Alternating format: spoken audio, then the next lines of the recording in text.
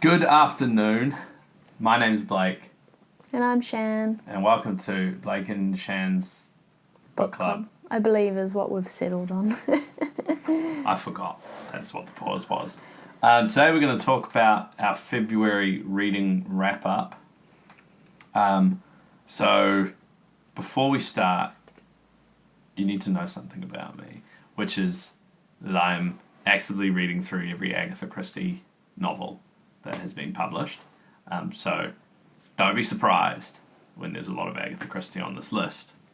I'm surprised that there's some variety, to be fair. Wow. There's not much. Just our actual book club pick, and then what, maybe... No, that's literally it. So I'll hit one of mine first. So I read At Bertram's Hotel by Agatha Christie. This is a Miss Marple mystery. There's a few Miss Marples where she's just like, my nephew sent me on holiday. And this is one of those. She's on holiday. Guess where? Greece? I don't know. At Bertram's Hotel. Duh. Yeah, good job.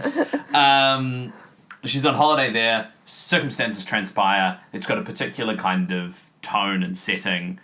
And it's a kind of interesting Miss Marple. I always find that the Miss Marples are really good because they have a lot of like... Is she a detective?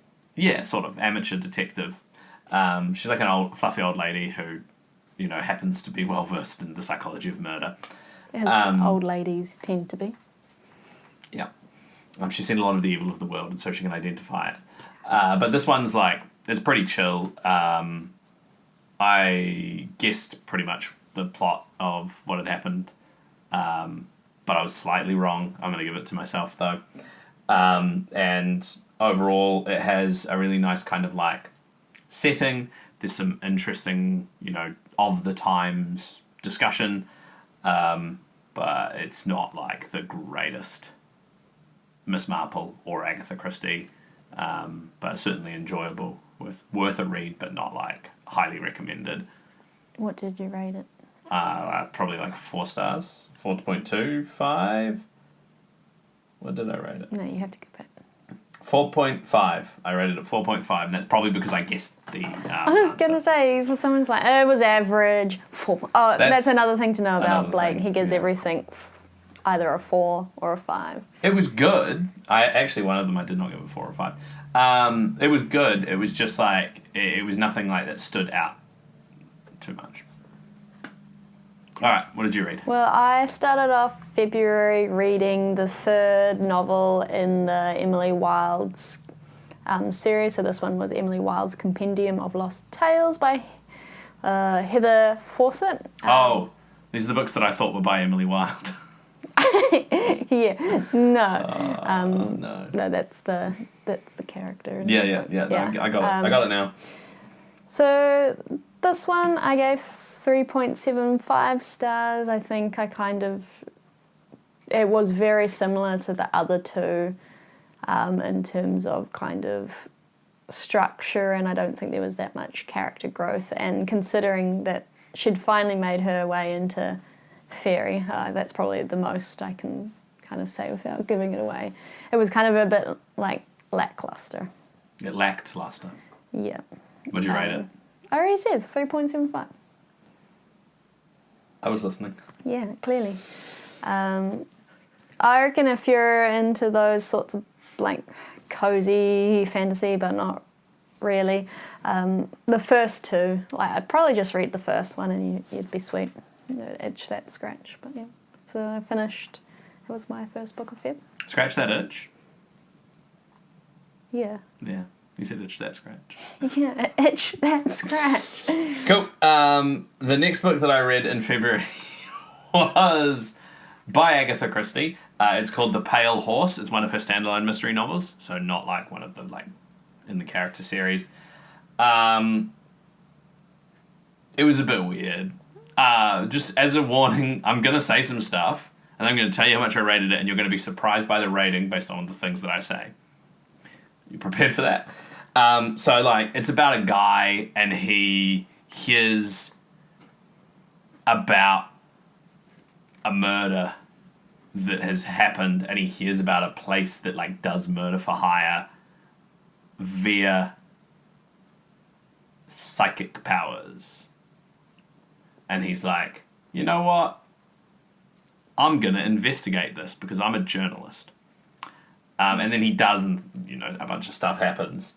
But, like, it lacks a lot of that kind of characterization that makes some of the Agathas really enjoyable because they feel like they're in a particular period of time. It's... The characters aren't particularly compelling. They're all a little bit strange. The motivations are a bit weird. And then the things that the characters do in the course of trying to get to the bottom of the mystery are peculiar. Like, they're not things that a reasonable person would do. I rated this book 4.5 stars. I'm sensing a theme here. Yeah, I'm bad at rating books. I enjoyed it enough. Like, I think it was fine. It had, like, an enjoyable little puzzle about, like, what was actually going on. And it did... Like, I had in my head the way that it was going vaguely, but I was never really sure the whole way through. And then it had, like, a good ending that kind of... you know, I like it when Agatha surprises me. And she surprised me with the ending of this one. And again, like I have said to you multiple times about Agatha Christie in the past, when you read a good Agatha Christie, which is all of them, they're all good, except for the big four. That one's not good. And then some of them are less good. But when you read them, you can, when you find out the truth about what the circumstance is, you're always like, that makes sense. And this one, it does make sense. It's like, I wasn't expecting it, but it makes sense. Makes sense. So 4.5 stars. That makes sense too. So my next one you also read. It was for our In Real Life book club where we read New Zealand Litfic, yes, which is kind of a little bit new to me. I don't usually gravitate towards Litfic, but Feb's book was The Garden Party and Other Stories by Katherine Mansfield. So it's, if you couldn't guess by the title, a collection of short stories, primarily set in New Zealand or like kind of England, yeah. But you can't really tell the difference. You can't really tell. I can't. They all kind of, what period would that be? 1920s. The 1920s, so yeah. And I gave this one 3 stars. Like, I enjoyed it, but I don't think I would have enjoyed it if I was just reading it without kind of knowing that I'd have to talk about it to other people and kind of do the analysis. And I think what actually really helped me understand the stories a little bit better was we were reading, I think, the Penguin Classics edition, where it had a little introduction in the start, so it kind of talks about her life and that she was dying of consumption or tuberculosis at a fairly young age, and 34, an extremely young age to die. Yeah. So like all of these stories kind of deal with death and the concept of death and kind of relationships in different sorts of ways. So I kind of really enjoyed seeing kind of her perspective of what she was going through, because I believe this was the last collection of stories she wrote before she died, or she got too ill. So you kind of feel like there was a little bit of regret, and like maybe I was reading into some of this too much into it, but like how some of them kind of reflected her on and off relationship with her husband, and kind of that push and pull that all of the characters had kind of sounded like how their relationship was in real life after reading the introduction and things like that. So I enjoyed kind of I was going to say psychoanalysis, that's not the right word. Like the self-reflection. Yeah. Or like trying to see Katherine in all of the stories. We might as well talk about. No, it's not in the correct order. Okay. I'm going to talk about it in a bit, but all I have to say about that is that's a very different experience than what I had reading the book. Are you sure you just don't want to talk about it now? I'm sure. I'm going to talk about them in order. The next book I read was The Clocks by Agatha Christie. This is a Poirot story. I waited a really long time for this book, and I was disappointed to have had to do so. This one is one of the Agathas that I would describe as having... Okay, again, just a warning. When I say the things I'm going to say and then I give you the rating, you're going to be like, what is this rating? But this is one of the ones that, like, when you find the, like, answer at the end of it, you're like, I guess that makes sense. But, like, in a detective story, there's often red herrings, which I think can be done well and can be not done well. And in this book, they're not done well. There is a particular red herring that you get that just sort of gets brushed over as an answer at the end of the book when they're going through the kind of denouement, the Hercule Poirot denouement, my favourite thing to say. At that end, but and you're just like... So it had nothing to do with anything at all. Like, it wasn't even... like, most of the time, if you read an Agatha Christie, the red herrings are related to some other kind of element. So there's some... You're like, I thought that was relevant to the murder, but it's not relevant to the murder, it's relevant to this other thing that makes it make sense as why it's been included in the story. This red herring in this particular novel was not relevant, I felt, really, in any way other than just, like, they sort of just brushed over it when they were like, oh yeah, that was just because, like, they thought it would be a good idea to whatever, And I found that to be annoying, and so I rated it only 3.75. That's how could you? That's such a low rating. Yeah. Shall I go straight into the garden party and other stories then? Yeah. I also read the garden party and other stories by Katherine Mansfield. I did not read it in the same way that you did, with the whole thinking about the fact that she was dying as she wrote them and that she was trying to come to terms with death in the stories that she was writing. I think that there are some stories in the collection that deal with that kind of conceptually, but I don't think it's all of the stories. No. At the Bay is not about it. The garden party is... Garden party... I was going to say... No. The garden party has a death in it. It's not about the death. It's about the class differences. The death is a thing that drives the narrative. It's not a story about death. It's a story about a death. And the dealing with the death is not being able to rationalize and understand it. It's about thinking about your responsibility to other people and how you sit in... Yeah, but the echo of the death as well. I guess so. I guess so. I also didn't get anything in there that was about her relationship with her on and off husband, anywhere through the series of stories.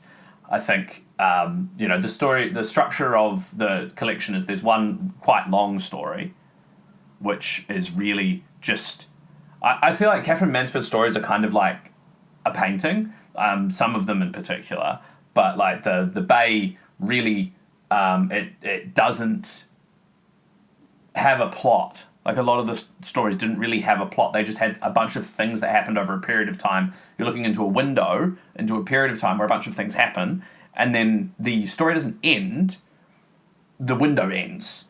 So there's not a conclusion of any sort. The Bay doesn't have a conclusion, really. It just ends. The garden party just ends. There's no conclusion. And I think that's the case for a lot of these stories, where they are a window into a moment in time in the existence of these people, and they're written really well.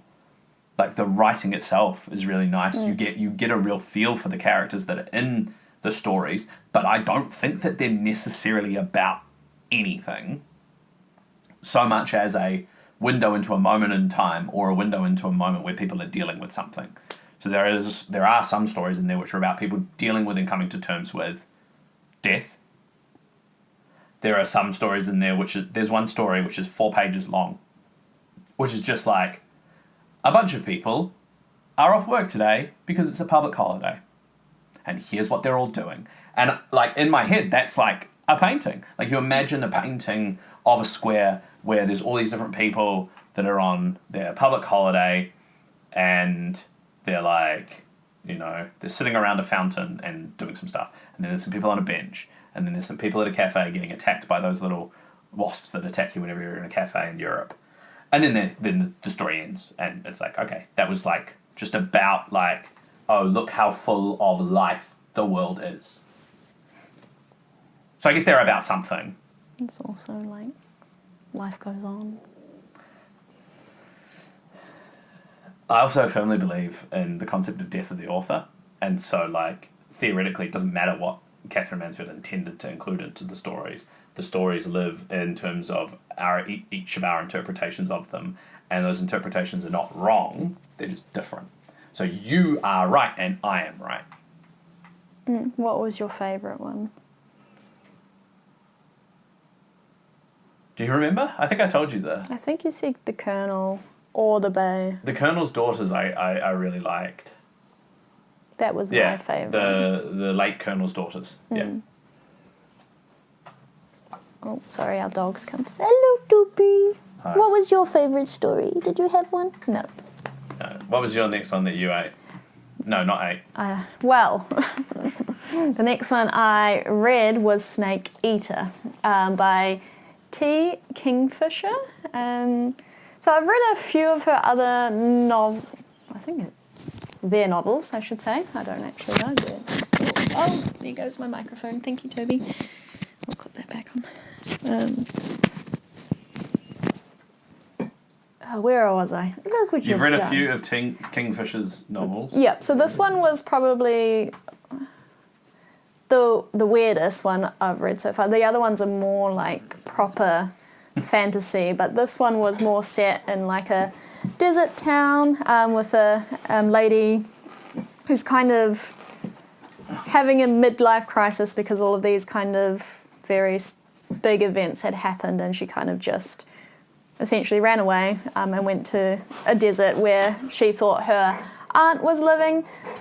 She wasn't in regular contact with her aunt, and it turns out once she got there with no money, her aunt was dead. And then all of the, because it's like a historical town, all of the townspeople were like, oh, just stay a little while to sort yourself out, and they're all very welcoming. And then it kind of progresses in like why like all of these weird weird stuff keeps happening to her, and they're a little bit like not set in what am I trying to say? Like it's a little bit like of a horror, but like it's not set it's like in unsettling. Yeah, unsettling, and it's not in like realism. Like there's surreal. like alluding to like magic or like gods and stuff So like surreal. that. Yeah, and so it's kind of following like why are these like events that keep getting weirder and weirder happening to her. Oh yeah. But I think primarily it's about her kind of coming to terms with who she thinks she is, not basing her opinion of herself based on other people in her life. So it's kind of more her kind of getting to love herself. At the end of the day is kind of what I took away from it, and kind of like found family as well. So I gave it 4 stars. I would have given it 5 if it wasn't for, I won't give spoilers, but there was a particular scene that... This is the... Yeah. Yeah, okay. I don't think that scene... Well, nah, I don't think it needed to be included to kind of have the effect or like the plot in it. Like it was very like brushed off and it wasn't very detailed. But again, if you're going to kind of brush it off like that, then maybe just don't include it. But yeah. This dog is really causing problems while you're talking. I hear about T.Kingfisher a lot, but I don't know anything about them. Have you read other T.Kingfisher books? Yes. Are they good? Because that sounded interesting. They normally write from like female points of view. So I think Paladin's Grace, and there's like another series that kind of is a little bit more traditional with like a hero's journey and things like that. That doesn't sound as interesting. I might read this one then. I can't remember. No, I think it's Nettle and Bone or something. There's another one that's probably a lot better to read. Well, maybe I'll read that. But like when I say it follows like a hero's journey, it's not at the same time. Like it twists that subverted kind of hero's journey. Because I'm not sure that I'm a big fan of subversion of tropes, but maybe I am. Who knows? I mean, you're reading like most of the books that follow. Yeah. Or set the tropes, should I say. Yeah, let's say set the tropes.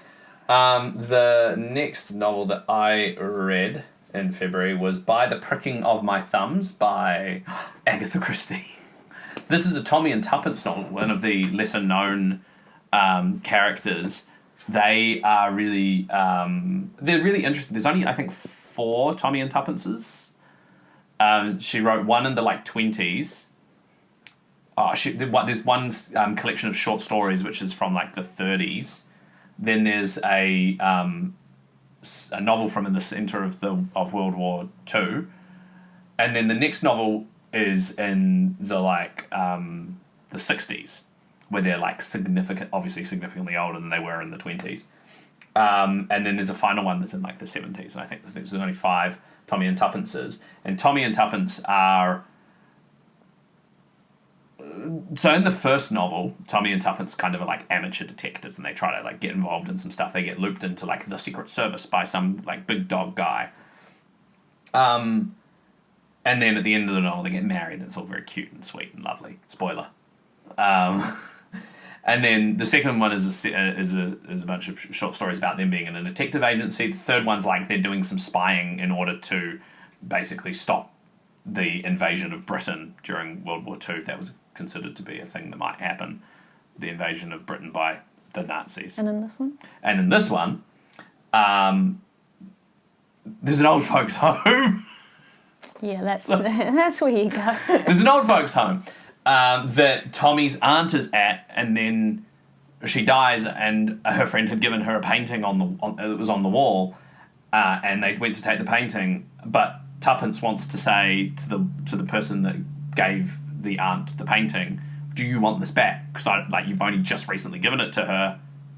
And then they were like, oh, the lady that asked if you wanted it back is also the lady who was drinking milk in the sitting room while you were in the sitting room, and who said, was it your poor child that was put in the fireplace?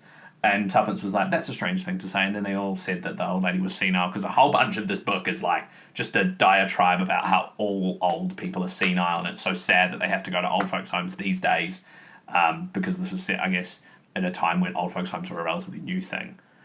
A lot of the post-war Agathas have this kind of theme of oh, there's so much taxation now, and I'm like, it's very different to how you think about what would be important to people in the aftermath of World War II. Apparently, what was important to them was taxation and the fact that old people had to live in old folks' homes now because of all the taxation. Was there no one to look after them as well? Because most of their children would have. Well, yeah, they all died in the war. Yeah, but also what used to happen is that old people used to get companions that would live in their house with them, and they used to basically pay them. Yeah, and that's what women did before they had jobs. But now women have jobs because it's after World War II, so it's kind of Anyway, if you want to know about it, you can read By the Pricking of My Thumbs. And so the lady said, is that your poor child in the fireplace? And then Tuppence wanted to ask her about that again, even though everyone told her that lady was crazy. And she wanted to be is it okay if I take this painting of this house that I think I've seen before? But she couldn't find the lady, so she decided that the most reasonable thing to do, because the lady got taken out of the old folks' home, and the forwarding address went to nothing. And she was like, oh, this is kind of weird. So she decided the most reasonable thing to do would be to try to find the house that's in the painting, because that would obviously lead her to the lady that had said, was it your poor child in the fireplace? And basically that kicks off a whole thing. The Tommy and Tuppence stories normally kind of are Tuppence is kind of a rogue element. The earlier stuff's really good because she's quite an independent woman who kind of just goes off on her own and is yeah, I'm gonna get amongst it. Which in the early book in 1920s is pretty feminist, I suppose, for the early stuff. And she's really cool anyway. I really like the character of Tuppence. For me, she's the highlight of this book and all of the Tommy and Tuppence novels. Tommy, on the other hand, is really straight-laced, and he's constantly telling his wife that she's stupid and should stop doing the things that she does. But he actually really loves her, and so he's not too bad. But he comes along and they get together and they go through some stuff. But at the end of it, it did have a kind of it was a fairly contrived plot overall. And the ending, while it did feel like it sort of tied everything back up, it didn't give me necessarily the satisfaction that I wanted to get from it, but I did find it interesting, and I really like Tommy and Tuppence. So I really like the characterization in the novel, particularly of Tuppence, as I mentioned, so I gave it 4.5 stars. Yeah, no, I was going to guess. Let me guess. Oh, I'll let you guess the next one then. No, it's all going to be 4.5 or 5. I'll let you guess the next one. Okay, so after that, I must have been on my fairy fae buzz and feb. So I read A Far Better Thing by H.G.Parry. I'd only recently heard of this author through another booktuber. And I had originally gotten this book out in audio, and then put it on, and then all of a sudden it was an old guy speaking, and I was like, oh, I can't quite cope with this. But then I saw it at the bookstore, so I actually bought it. And I believe, I know it is a retelling of, what's Charles Dickens? A Tale of Two. You know, because on the front of the book it says, yeah. I feared this was the best of times, I hoped it could not get any worse, which is that a twist of that whole, it was the best of times, it was the worst. I don't know, I've never read A Tale of Two Neither have I, but Cities. I know the first sentence. Well, you know more than me then. So I've read, so it's kind of a play on that book, and the difference is that it's changelings and fairies that kind of set the scene as to why there might be a double, two guys that look exactly the same. It's because it's actually his changeling, and it kind of goes through, is it the revolution in France? Was that kind of time? There was a bunch of wars happening in France. Probably French Revolution. Yeah. Was there an emperor? There was Not anymore? There was about to be an emperor?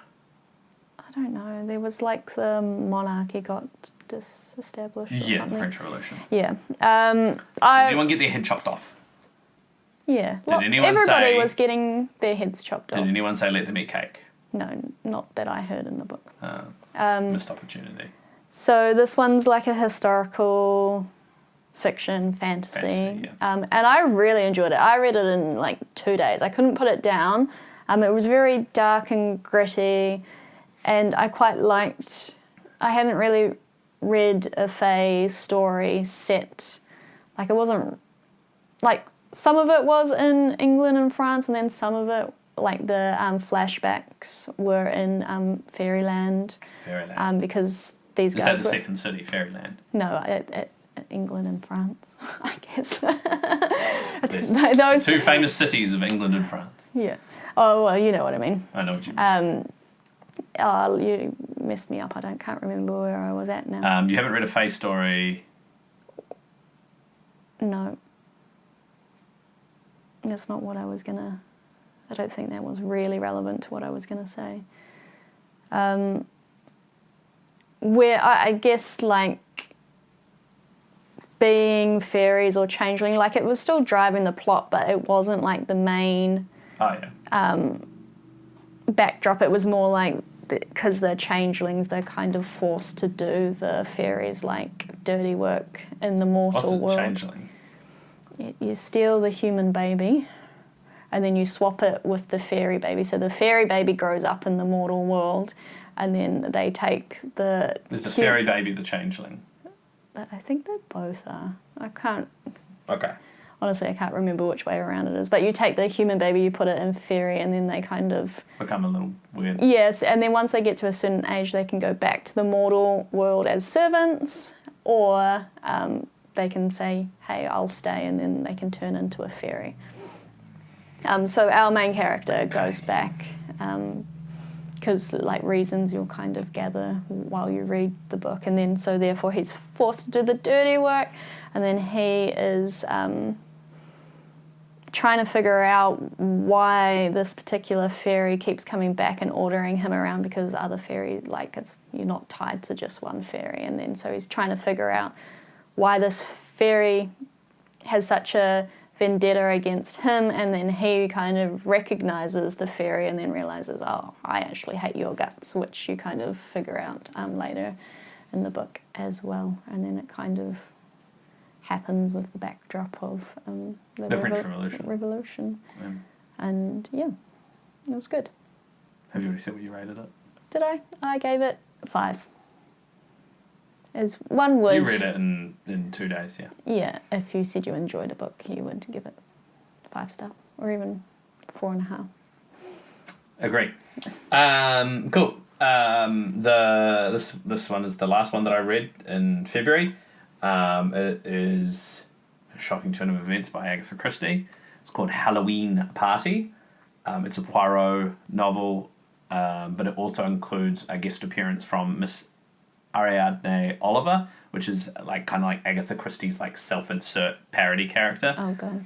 No, it's actually quite good because she's quite a ridiculous figure. So it's not like a specific self-insert, but it's like a parody of Agatha Christie. So Ariadne Oliver is a crime novelist who has written a bunch of crime novels featuring a detective who is from a country that she doesn't know anything about, which in her case is Finland, compared to Agatha Christie, who wrote about a Belgian detective, which is Poirot. So it's kind of weird with Poirot being with the Agatha Christie self-insert who's always complaining about how she wrote about a foreign detective that she doesn't know anything about. Anyway, in this book, Ariadne Oliver, for some reason, is invited around to a Halloween party, and at the Halloween party, a young girl is murdered by being drowned in the apple bobbing. Oh, God. And Ariadne Oliver is like, Poirot, you have to come and solve the murder. And he comes along and he solves the murder, I guess. It had a really... It's a really interesting one because, again, this is one of the... I've been reading them in chronological order, so this is, late 60s. And they talk about how, everybody does child murders now because we don't hang killers anymore. And I'm like, is she moralizing?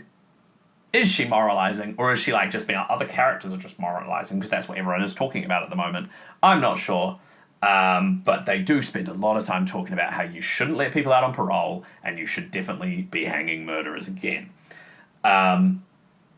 And then this book, Poirot takes a really active role. Some of the Poirots, he's sort of a backseat, driver. This one, very, very active. He's doing a lot of stuff. He's running around.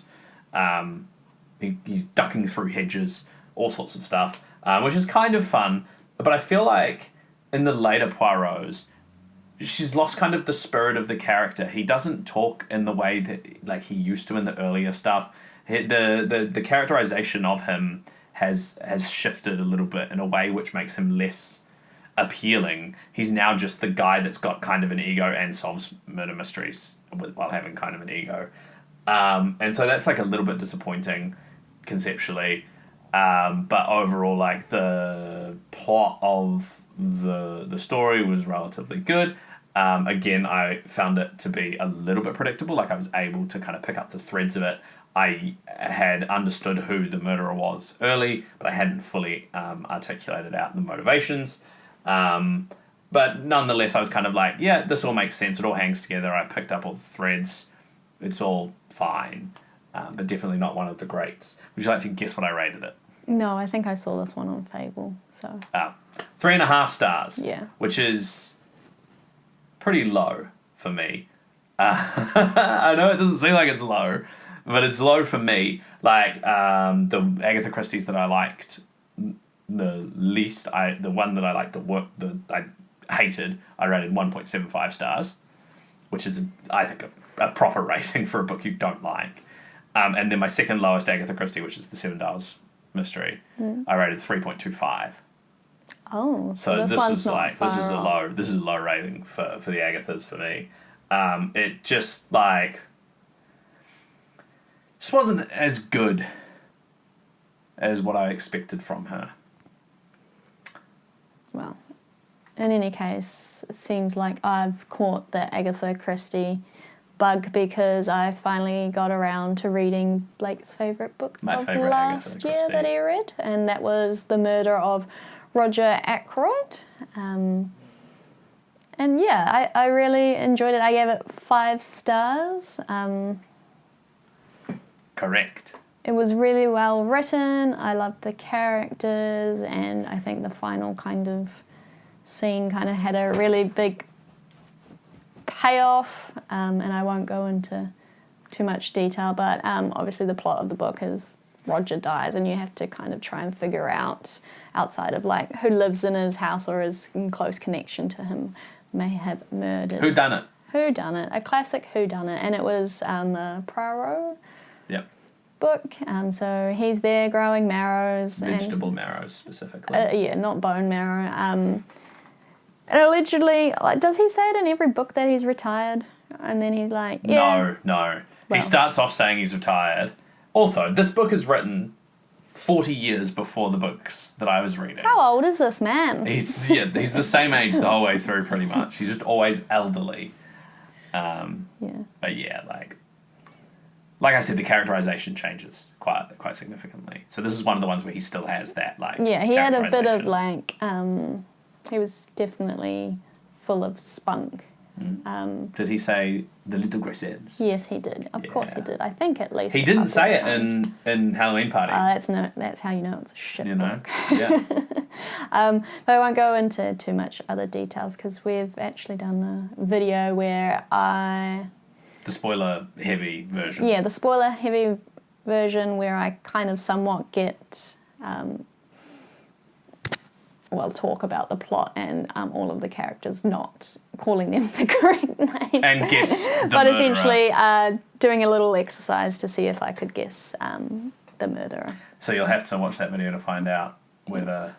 whether she was able to or whether I was right and she would not be able to. Which, you know. Look out for that one. Place your bets now. Place your bets now, yeah. So that kind of wraps up Feb for me. Quite a good reading month. I normally don't give that many 5 stars, and so to have 2. 2? Yeah. Yeah. I gave no 5 stars this month. Wow. So, bad reading month for me. I've also been reading a book that I haven't finished. So I got to talk about it. Oh, yes. Because it's going to be... I mean, I talk about it. It's going to be on my TBR for next month, and then I'm probably not going to finish it next month either. It's a book called Satantango by... I'm going to do my best here. Laszlo Krasznahorkai from Hungary. And he won the Nobel Prize for Literature last year. And this book won the Booker Prize when it came out in like the 80s or something. It's basically... Oh, is it that old? Yeah. It's really weird. Each chapter is one paragraph, and they're long chapters. And it's written in this kind of like run-on sentence style, which makes digesting the information really hard. And it's also incredibly bleak because it's set in like Eastern Europe. And so for that reason, I found it very difficult to read. And I started reading it in January. I got through 5 chapters. And then I sort of put it down at the start of February in order to read all these other books that I've read in February. And I've been told, when I've admitted to the fact that I'm currently on hiatus with this book, that I have paused at the exact moment where it all starts making sense. It's highly recommended from our book club. Yes, highly recommended. And also, it's won prizes, and also the Nobel Committee decided to give an award to this guy. Apparently there's another book by him where he, instead of writing each chapter in just one paragraph, each chapter is just one sentence, which I'm not sure that I will ever get around to reading. Well, don't. You might thoroughly enjoy the last part of I this might, you're book. right, I shouldn't write it off. So, you know, I hope to get some more of the way through it. But the bit that I read in February, because that's obviously what I'm supposed to talk about, was blimmin' traumatizing.